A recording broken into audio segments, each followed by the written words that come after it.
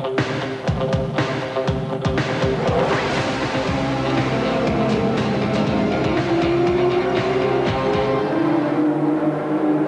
welcome back to our exclusive coverage of Tui's Top 10. Wherever you're watching around Australia, we certainly hope you're enjoying the coverage.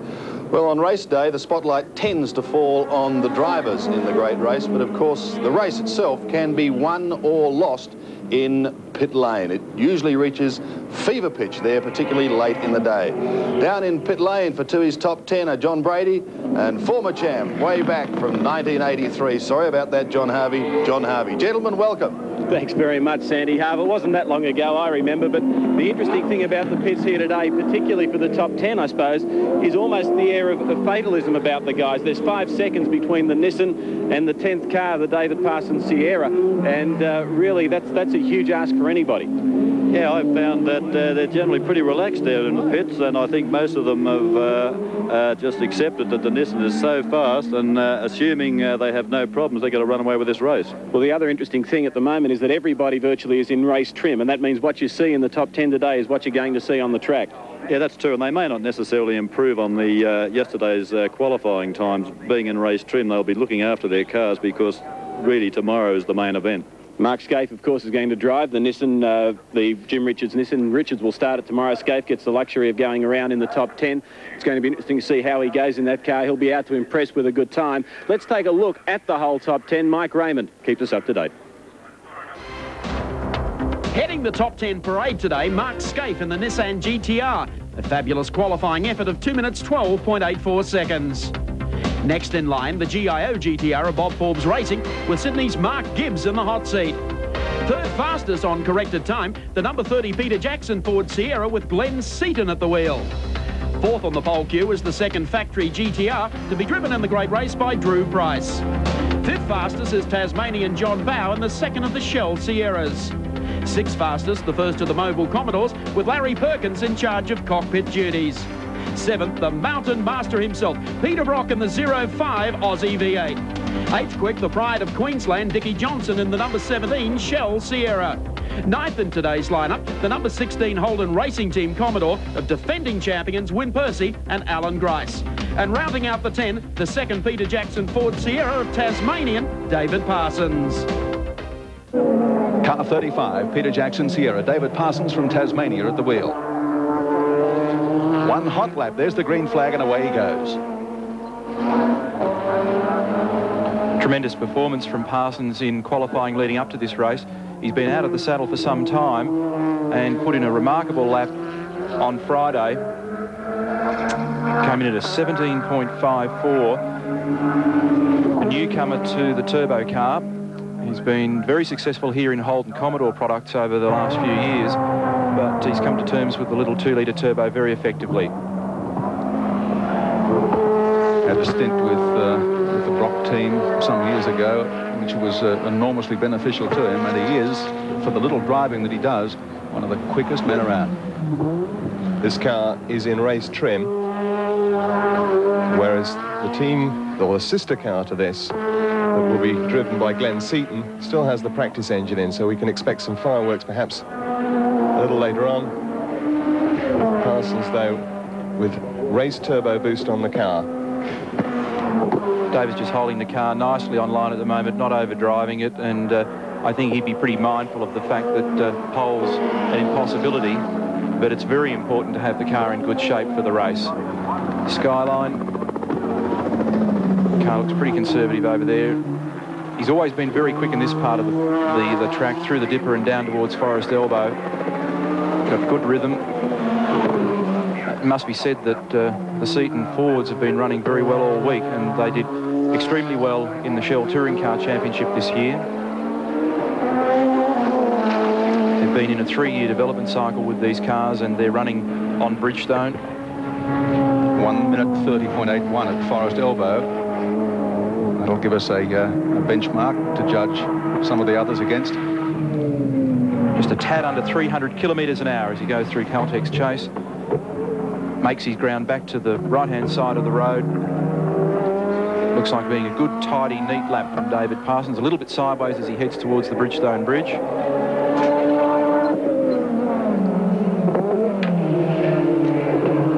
corner for David Parsons, lines it up for the checkered flag at the end of his hot lap. And we stand by for a time. It'll be pretty good, but it won't win him pole position, I don't think. 17.58, 2 minutes, 17.58 for David Parsons. David, you did 2 minutes 17.58, 4/100ths of a second slower than yesterday. You happy with that? Very happy, Slug. Very happy. Is your car handling okay? Yeah, it's absolutely superb. It's in race trim, race tyres, race everything. Great team, great car. Can't wish for anything any better. Good luck tomorrow. Thank you. Win Percy, reigning champion, Holden Racing Team, car number 16. He'll share the VN Commodore with Alan Grice, also the winner of the James Hardy 12 here back at Easter.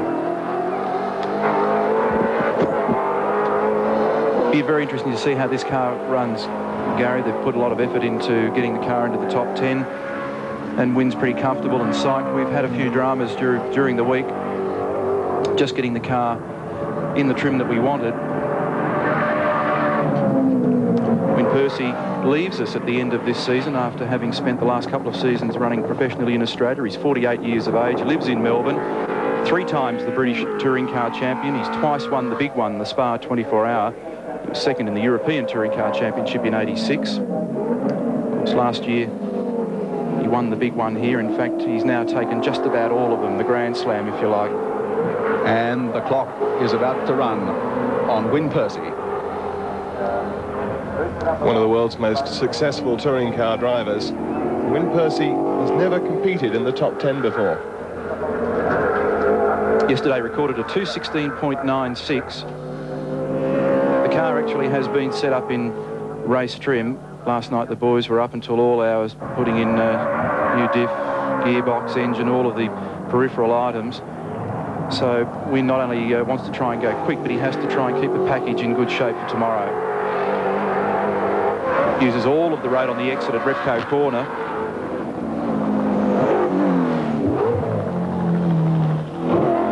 Six-speed gearbox in the Commodore for Bathurst 91. The car quite taily.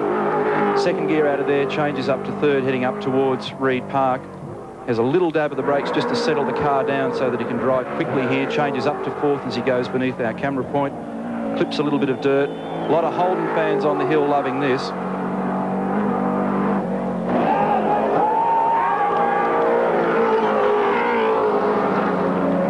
Nice and tidy through McPhillamy. It's back to third gear over the top Subaru Skyline. For a big bulky car, the VN Commodore is certainly quick coming down the mountain, isn't it, Neil? It's a very, very good car. There's something about Holden and Bathurst that just gels, and I think you'll find that all 4 of the leading Commodores in this race are going to be a force to be reckoned with. Win's got it by the scruff of the neck. There's not a millimetre left on the outside of the road as he makes his run down Conrod Straight. Should be starting to get up towards grabbing 6th gear as he appears under our Olympic Network sign. Grabs 6th gear here, and the car rushes up to 300 kilometres an hour. Listen to this thing scream. Hikes the wheel across the corner. Brakes leap up to about 700 or 800 degrees Celsius here, and then makes his run. Notice how quick the gear changes are when Percy's at the helm. Should be a pretty good time, I reckon. It looked pretty aggressive.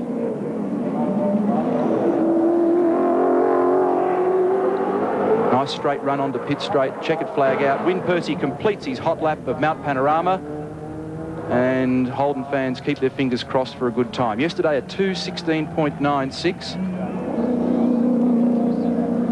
17, it's slower than yesterday. It's 2:17.73. Mount Panorama, the run-off for the top 10. We'll be back with more in just a moment.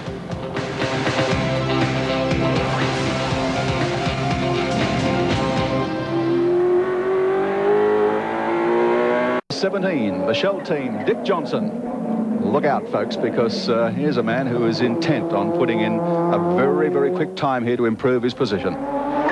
Dick Johnson, the 5 times Australian Touring Car champion, I should say. Certainly not champion this year, not the best of seasons for the Shell Turbo Fords. But make no mistake, these things aren't a spent force up here. Great little car, lightweight with lots of horsepower, just what you need for the mountain. been a tough week for Dick and the team. He recorded a 2:16.56 yesterday and really salvaged what was a fairly diabolical position, because at that stage they'd been having lots of engine dramas. As we take Dunlop race cam and watch the Master Ford man at the helm through Repco Corner at the end of Mountain Straight, a very strong climb up to the cutting here.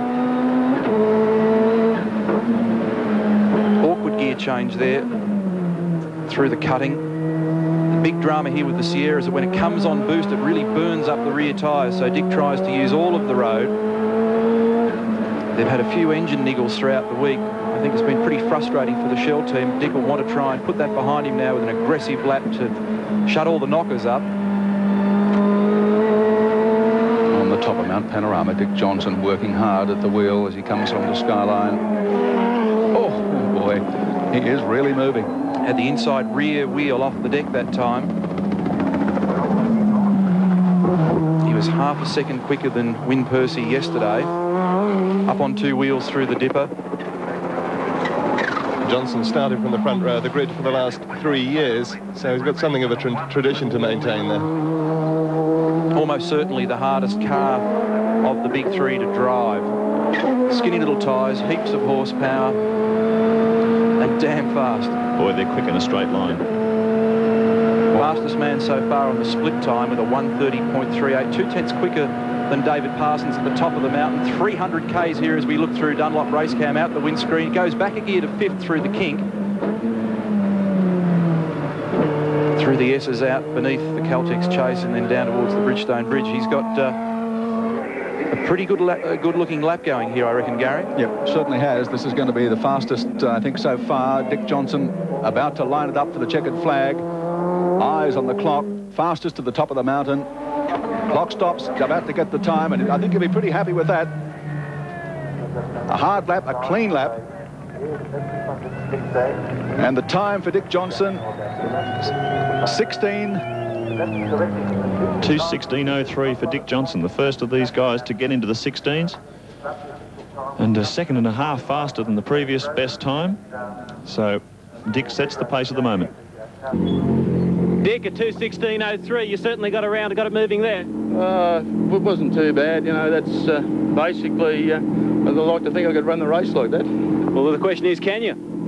Well, I hope so. We found our problem that was giving us a lot of problems early in the week, and even yesterday when we detonated another engine, it was the intercooler type temperatures were up that high, only because the computer said it was, and believe it or not, it's your Channel 7 microwaves up there that in one spot down the straight, it gives our computer a false signal and it absolutely puts it on full advance and detonate an engine, but we've fixed that problem, so it should be all right tomorrow. They fixed the vertical hole. Thanks a lot, Dick. Good luck. Thank you. Here's the man who knows more about it than anyone else at Mount Panorama. 05, Peter Brock, 46 years of age now, 9 times winner of this race. 6 times he started from pole position. 3 times he's been the touring car champion. And he is the most difficult man to beat here at Mount Panorama. There's no doubt about that. Recorded a 2:16.44 yesterday to be 1/10 quicker than Dick Johnson.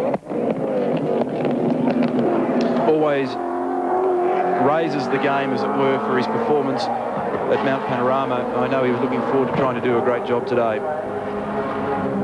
Was here with a BMW in 1988, Ford Sierras 89 and 90. The back here armed with his traditional weapon, the car that's brought him all his Bathurst success, the Holden product, and the VN Commodore is a beauty. I'll tell you what, you only have to wait for Peter Brock to get to the top of the mountain. You'll be able to hear the fans cheering. Gee, he's been quick over the top of the mountain the last couple of days, coming up to the right-hander on the climb up Mountain Straight. Really gassing it up now as he comes out of the turn and heads up to BP. There's Brock at work. A picture of total concentration. Brock at 10/10 around Mount Panorama, a circuit he dearly loves, and a circuit he does particularly well at. Boy, he's putting the boot in. Yeah, he's chasing the thing all the way up to the rev limiter in each gear, and he braked very, very late at the end of Mountain Straight.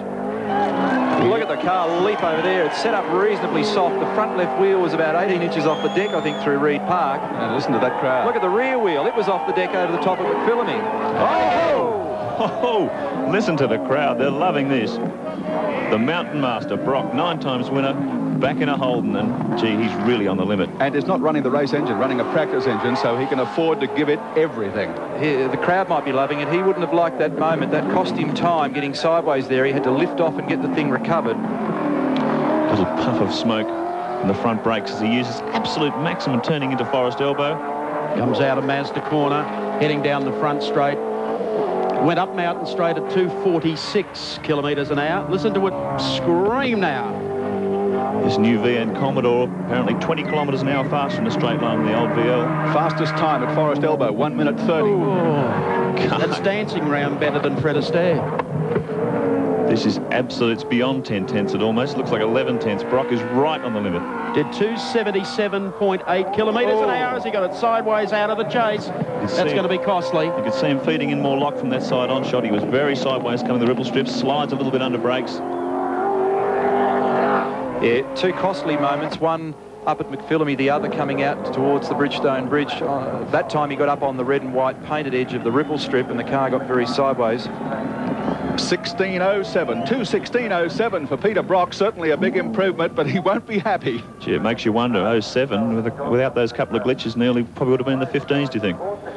Yeah, I think a high 15 or a mid 15 definitely on the cards. Remember, Larry did that last year in the VL, so I'm sure they've got the setup to be able to do it. But nonetheless, a good time from Peter Brock and the Mobil 1 Racing Commodore.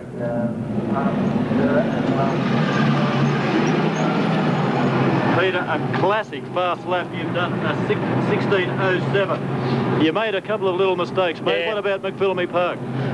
Yeah, what happened is I had the brakes adjusted for a full tank of petrol, and foolishly, as I touched the brake, I went in and oversteered. And the same thing over here. I thought, oh, Brock, what are you doing? Brock, I can tell you the mob on the hill loved it. I loved it, mate, because I kept the pedal to the metal, as you know, Slug, and drove out of there, and I thought, not bad. Hey, do you like being back in a Holden at Bathurst? Hey, fantastic, eh? Good luck tomorrow. Thanks, mate. Out of Mazda corner now, the second of the Mobil Commodores. And that, of course, is Larry Perkins, number 11. Brilliant engineer. And a gun-ho racer as well. Coming down towards Caltech's chase. Perkins did a 16.2 in practice. He was a couple of tenths faster than his teammate Peter Brock. Very impressive performance from the Mobil Commodores here in qualifying. Larry certainly has always approached the mountain with a great degree of professionalism and has always had a good car set up here. He's probably aware of what's just happened with Peter's lap. He knows the target time. He wants to be the fastest Commodore. Unlike Peter Brock, Larry Perkins is running his race engine for qualifying here today.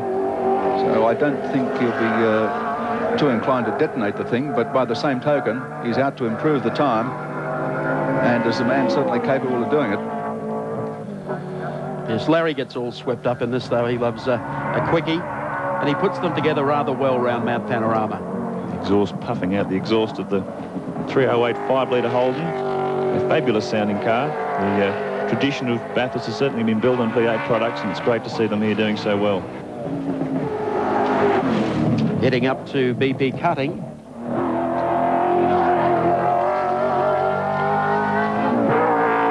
It's all nice and tidy so far. 243 kilometres an hour up Mountain Straight. Fans will give him a reception. Larry dances around, comes out of there, heading down to the 2WS sweeper. Up on 3 wheels. This will be interesting to get the time on this. Not nearly as spectacular as Brock's lap, but certainly a lot tidier.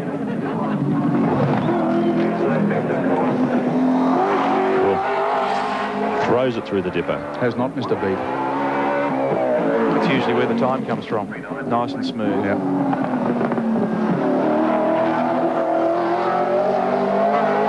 Lovely exit out of the elbow.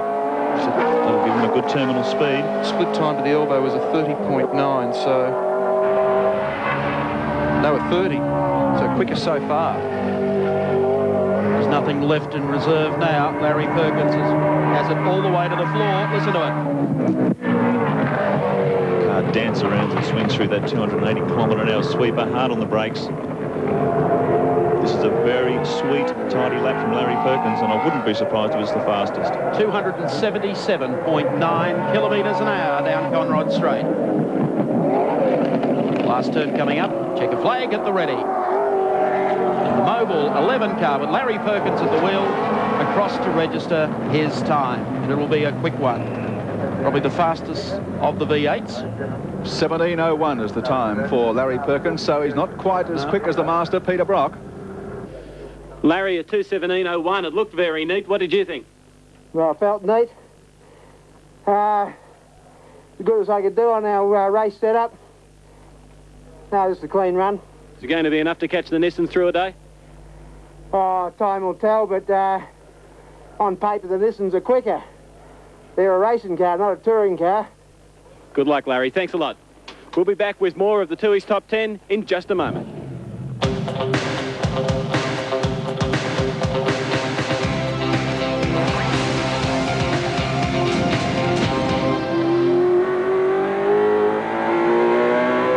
Here's a man who knows no fear. John Bowe from Tasmania, car 18 from the Shell team. One of the coolest, most relaxed customers around, but also one of the quickest. He's got some good times to match. They're the times so far. Johnson, 16:04, Brock, 16:07, Perkins, 17:02, Parsons is 17:58, and Percy is 17:73. It's interesting that the Shell team have decided to split their two lead drivers across both cars, 17 and 18, perhaps anticipating that if either one or the other has some strife, then they can do a switcheroony and make sure that the top guns continue in the sharp end of the race. So John Bowe's taken over the 18 car for the moment. Bale was saying, though, that he's nowhere near as comfortable in this car as he is in the 17 car.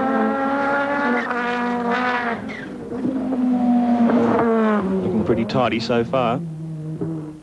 John Bowe twice runner-up in the Australian Touring Car Championship in these cars. Totally dominant Shell Sierras from the 88 and 89 seasons. He's been doing it tough with Dick Johnson this year, of course. But certainly looking forward to Bathurst. It's the one equaliser where the Sierra can regain some of its competitive edge. Very tidy lap from Bowe as he heads down to McPhillamy Park. Characteristic hunch over the wheel. Always looks uncomfortable, but doesn't affect the way he drives. Bowe is one of the real fast men in Australian motor racing. Still holds 6-lap records at circuits around the country. 2 times Australian Drivers' Champion. This guy really knows how to motor. Very, very tidy so far.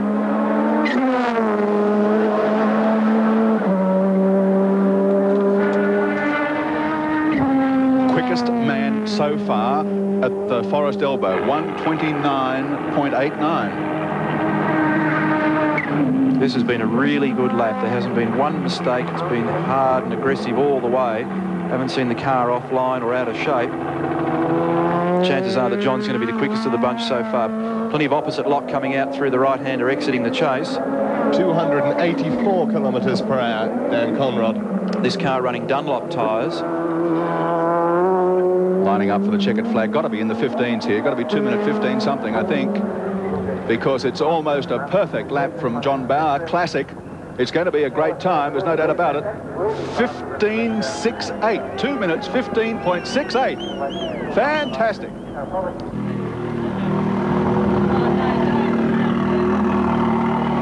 John Bowe, 2 minutes 15.68. You've improved quite dramatically from yesterday. It was a beautiful, clean, tidy lap.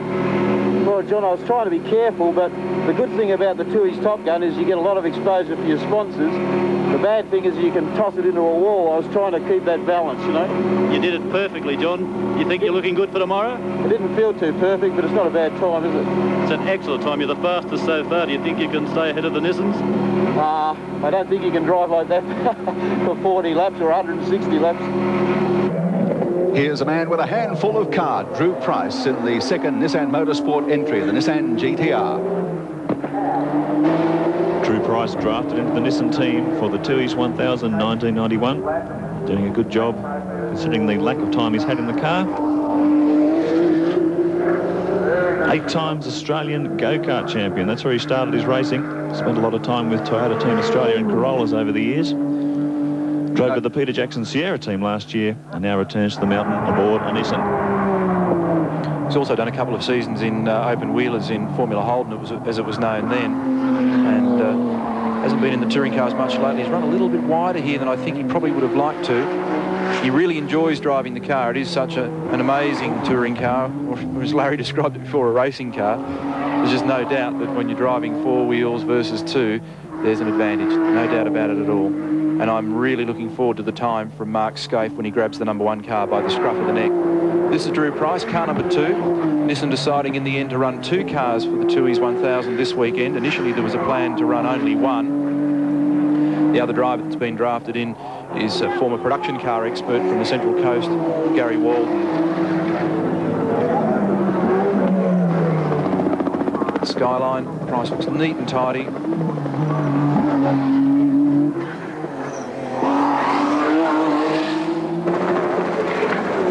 Gibson Motorsport have done a great job all year. We've followed them throughout the Shell Touring Car Championship, and they've been the dominant force.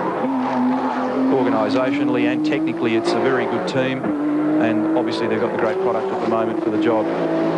1 minute 31.05 at Forest Elbow, so the other competition's looking pretty strong at that point.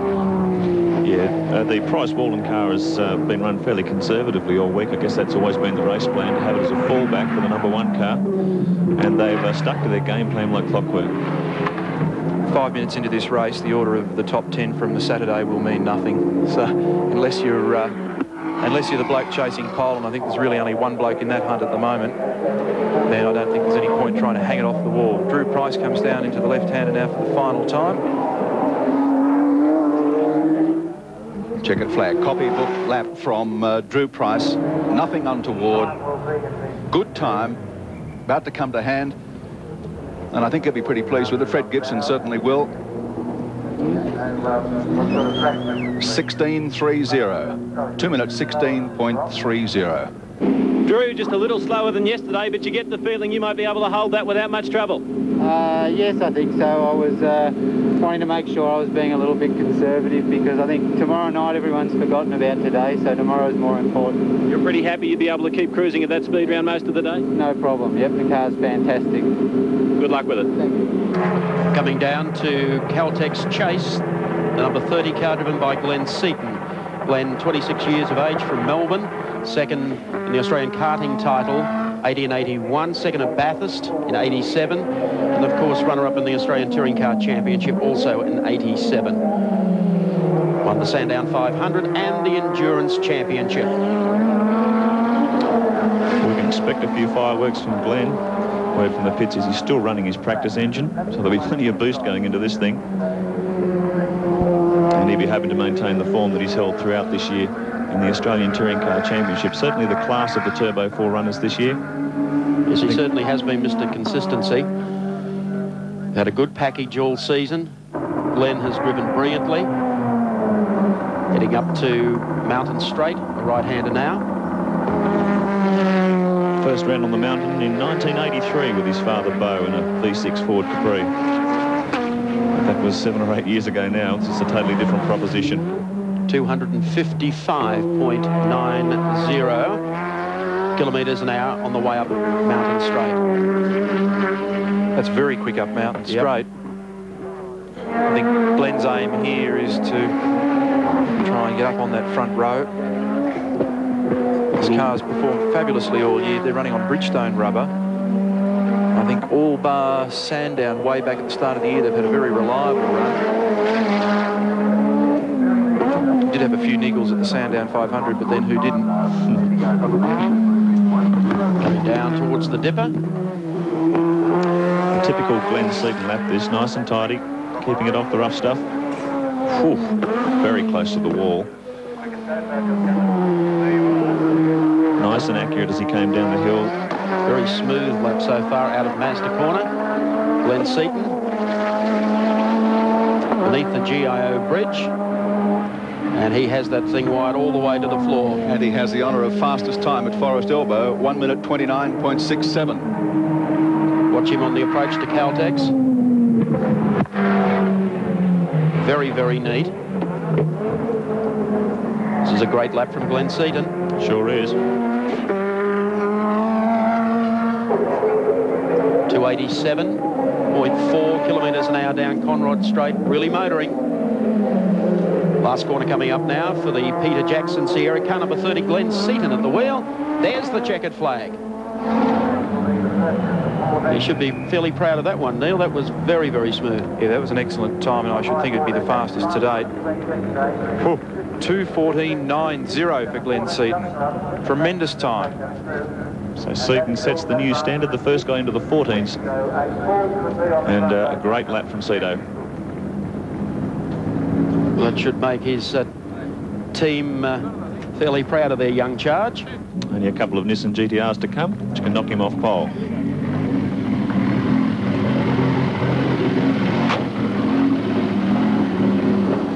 Glenn, 14.90. That's the fastest so far. You must be pretty happy with that? Yeah, I am. I worked pretty hard for it. I really wanted to get on the front row of the grid this weekend and sort of top the weekend off so far, and hopefully come tomorrow we can sort of beat them Nissans. But I'm really wrapped with the car. It's been working fantastic all week. Okay, well, there's 2 Nissans to go in the top 10. You may still make the front row. Oh, I hope so. I'm trying hard. Good on you, Glenn. Have a good run tomorrow. Well, that's one Nissan. There are 2 to come. We'll be back with Tui's top 10 after this.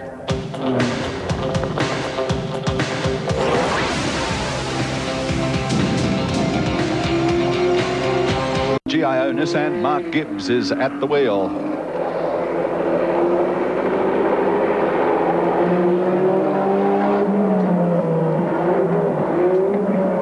The Nissan GTR is certainly the technical package to beat. 2.5 litre 6-cylinder twin cam twin turbo, 6 speed as we've mentioned, and 4-wheel drive, and that's the key line. Big brakes, big tyres, fairly hefty weight-wise at 1,360 kilograms. You can see the horsepower, it's astronomical, and its power to weight ratio is pretty handy as well. But the real key thing in all that is the fact that all 4 of these wheels are working pretty hard.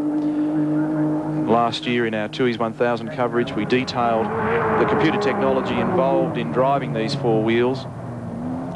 Mark Gibbs has driven the car in the latter part of the 91 touring car season and gradually been working himself up to the pace and coming to terms with the car. I had a chat to him a couple of nights ago and he was wrapped. He thinks it's just a great thing to drive around here.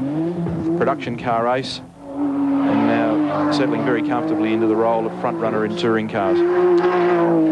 Yes, the Bob Forbes team is certainly on a high at the moment after their win in the Sandown 500 a few weeks ago. Turned 256 kilometres an hour up Mountain Straight, so that is a little quicker than Glenn Seton, not by much. And very smooth so far. It's been a massive investment on the part of Bob Forbes and the GIO to embark on chasing one of these packages and getting hold of it. The car was built and fully prepared by Gibson Motorsport. That's the Nissan Works team. Full credit to Bob Forbes too for his youth policy as far as the drivers are concerned. He's got a couple of young guys in here, Gibbs here of course, and Rowan Onslow, his co-driver. And it's great to see young guys getting a run in Australia's premier category. How quick was it then? Under straight drive out of Mazda corner, it just zoomed out of there. It's gone beneath the GIO bridge. 1:29.07 at Forest Elbow, by far the fastest so far. Very smooth lap from Mark Gibbs coming down to Caltech's chase. Beautifully presented car too.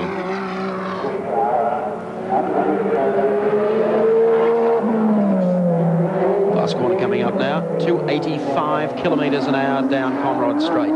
That's quick. Checkered flag time for Mark Gibbs and the GIO GTR. Well, he's going to take pride of place on the list so far, but there is still one big number to come. Stand by for the time for Mark Gibbs in the GIO Nissan. 2:13.88. Holy smoke. You get down to this end of the field, everyone sets the new standard. Each car that comes out, they go into a new time bracket. Gibbs into the 13s. It makes you wonder what Skaife's going to do. Well, the pressure now is on Mark Skaife. They obviously have set the pace here all week. 13.88. That is effectively without Mark Skaife to run. put him on the front row. And, of course, Glenn Seton will probably go back into the second.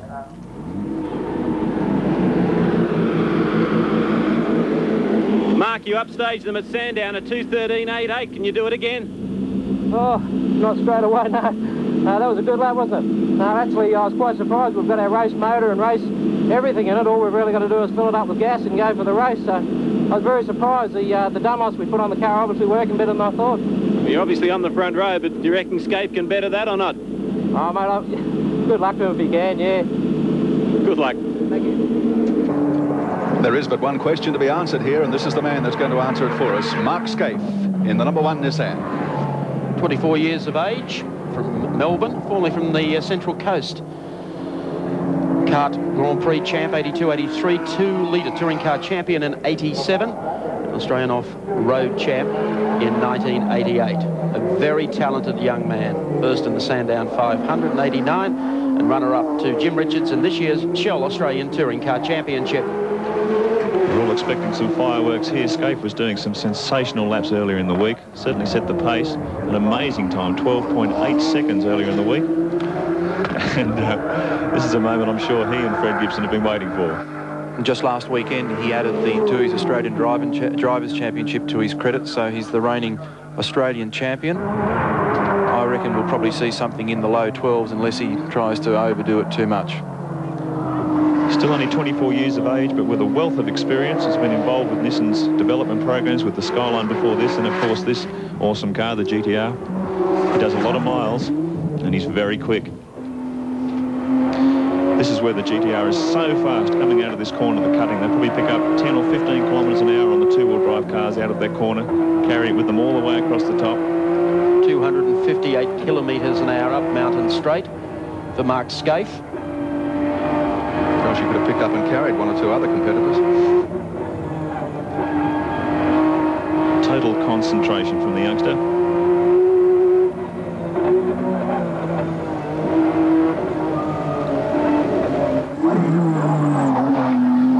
Down towards the dipper now. Powers had her pretty quickly out of the Suncorp turn. It's particularly impressive out of this corner too. Just on the brakes, back a gear, and bang. Comes out of there like a missile. You can really hear the way the car puts its power to the road. Fastest split time so far, no surprises there. It's a 28.34. It's fastest by a mile.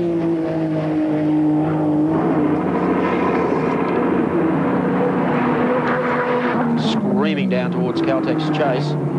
Dancing over the road. But it is quick. By far the fastest Group A touring car you'll ever see on Mount Panorama. Mark's fast, fit and aggressive, and he's done a lot of miles in the car. How fast do you want it? 293 kilometres an hour down Conrod Straight. Well, it's payday early for Nissan and Gibson Motorsport as Mark Skaife comes across to take the checkered flag. Now, we wait to see whether or not he's made it into the 12s after setting the benchmark here early on Thursday. 2 minutes 12.63. 2:12.63. Well, he's done that beautifully. That puts two Nissans on the front row for the TUI's 1000 tomorrow. I think Mark would be fairly pleased with that. The only thing that GTR doesn't have is a good turning circle. And say goodbye to that famous George Fury Bluebird time of 1984 that won pole in 2 minutes 13.84. Gone forever. Mark, at 2 minutes 12.63. You're on pole position for the TUI's 1000. Must be a fairly proud moment in your career. Thank you very much, John. It was a pretty good lap. I got a little bit untied in a couple of spots, but that's about as good as we could do. Well, if that was untied and you've got pole position, you've got a little bit up your sleeve, you're saying that? No, not really. I think that's about as quick as we could go. Think you can win tomorrow? I hope so, mate. I think Jimmy and I will take a fair bit of beating from here. Good on you, Mark. That was a great effort. Thanks, John. And there you have it, a very interesting top 10. Back to you, Mike. Thank you, John. Well, here's how the top 10 lines up. Mark Skaife on pole with a 2:12.63. Sharing the front row with him tomorrow for the TUI's 1000. Mark Gibbs, 2:13.88. Second row made up of Glenn Seton in the Peter Jackson Sierra, 2:14.89. And John Bowe in the second of the Shell Sierras with a 2:15.68. Then in the next row, Dickie Johnson, 2:16.04. And Peter Brock, what a lap today, 2:16.07. Then Drew Price in the second of the Nissans, car number 2, 2:16.29. Larry Perkins with a 2:17.02. David Parsons, ninth fastest with a 2:17.58.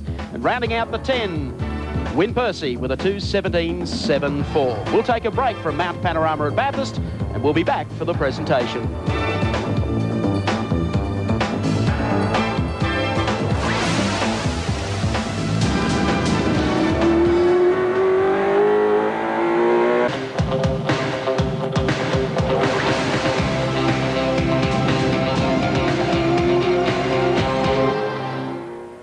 Welcome back to Mount Panorama. The smoke is cleared after the shootout for Tui's top 10. Mark Skaife's the one man left standing, and we've got an all Nissan front row. They're rewriting the record books, Mike Raymond, quicker than I can write. Yes, I still think it's going to be a very interesting race because Nissan have still something to prove here at Mount Panorama. They've certainly been the quickest all week, but last year it's not just a one-lap sprint tomorrow. It's 6 hours, 42 minutes of cut and thrust, and I think there's still a question mark over the durability of the Nissan. Oh, the pace is going to be hot, and if anybody can handle it, Mark Skaife and the boys certainly can. Mark Skaife now is with Sandy Roberts for the presentation.